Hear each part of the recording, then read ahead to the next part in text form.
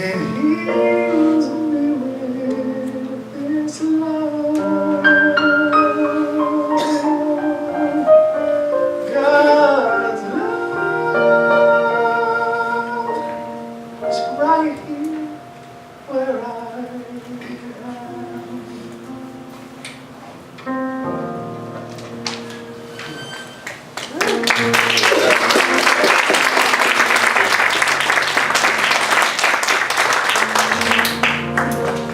Close our eyes for a little guided meditation.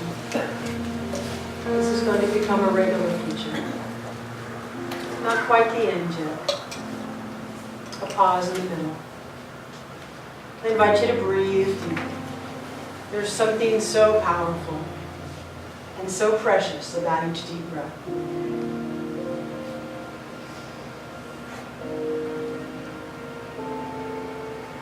As the breath takes us inward, let your mind wander inward too. Let your mind wander into the understanding that even this breath is part of God's action in our life. Our lungs doing the breathing, the air that's moving in and out. Right where we are, the presence of God is breathing up. Becoming aware that we cooperate with each breath. And yet, the power that is greater than we are is doing the breathing. If you can, become aware of your heartbeat. Can you feel the heartbeat? Recognize also that we're not beating our hearts. The power that is greater than we are is right where we are. The presence is beating our heart. And if we will realize that in our whole body, right where we are, the presence of God is greater than we are. He knows what it's doing inside of us and around us.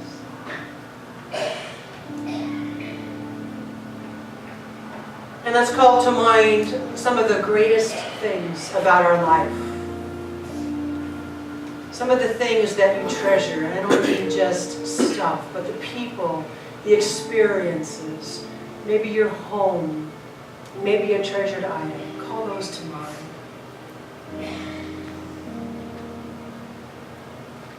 And as we call them to mind, let's be aware that the power that is greater than we are created these. Right where we are. That presence is. And so let's be grateful for what that presence has already created in our lives, has already given us freedom. And then let's be aware that there is always more of it. Whatever we have right now, whatever we experience right now that we call treasures, it is not the end. More treasures to be had, to be shared. By becoming aware that the good that we already have in our life is God-given. It helps us to remember that this one infinite source gives of itself in our future as well. And so just be aware of that breath again. Right where we are, the presence of God is. Right where we are, all is well. And with a sense of gratitude, I invite you to open your eyes. This one source created, became, sustains, gives, whatever word you like best. Your life and everything in it. Remember to say thank you and to trust it. Remember that when we align ourselves, we put ourselves in a position to receive. But we don't have to create the abundance. It's always there. God wills us to have everything, as Ernest Holmes says. It's always there swirling around us. And today's foundation is exactly that. And it's huge. And we're offering you a tool, that pamphlet that you have. And when you open it up to the inside, you'll see some blank spaces. You can use it any way you want, but part of what the team thought of was, under each category, for you to write down an affirmation of sorts.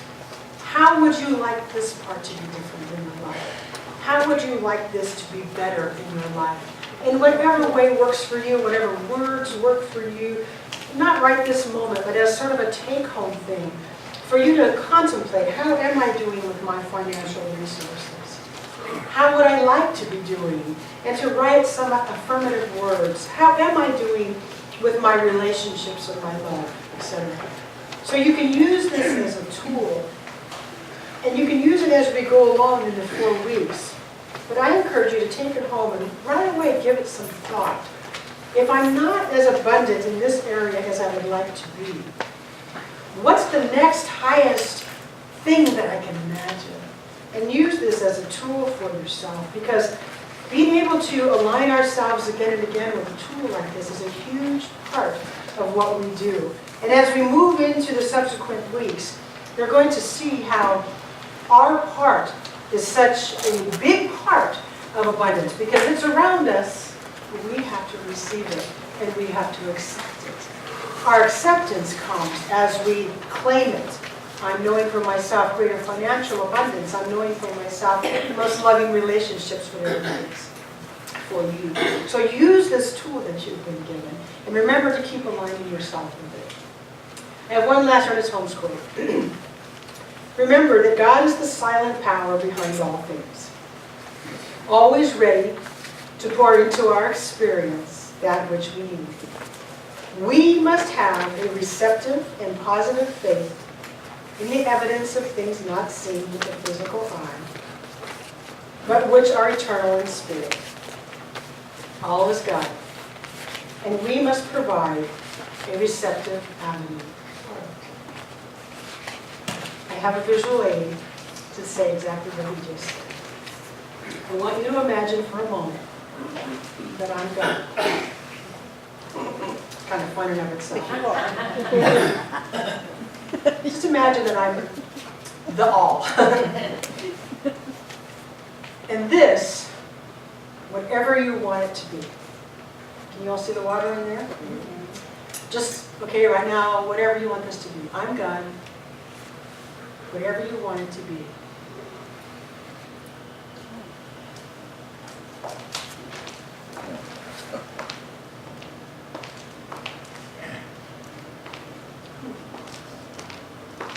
No containers. When you're ready, it's always there. Let's close our eyes.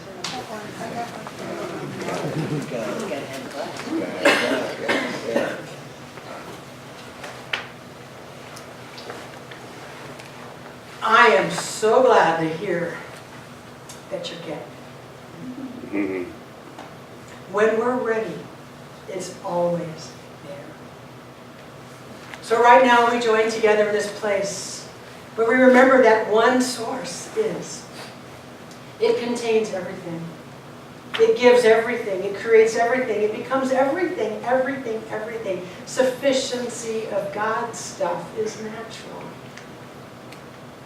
You and I are created out of the same God stuff. And so right here where we are, we may not be all that God is. All that we are must be of God. We have been given everything that we could possibly want or need. We have been given all the love, all the wholeness, all the perfection, and all the resources to live a full human life. Let us drop the idea that God might be happy by a limited existence. And let us open our hearts to a new idea that God is fulfilled by an abundant existence. Let us take on the new idea that God wants to move through us in our lives.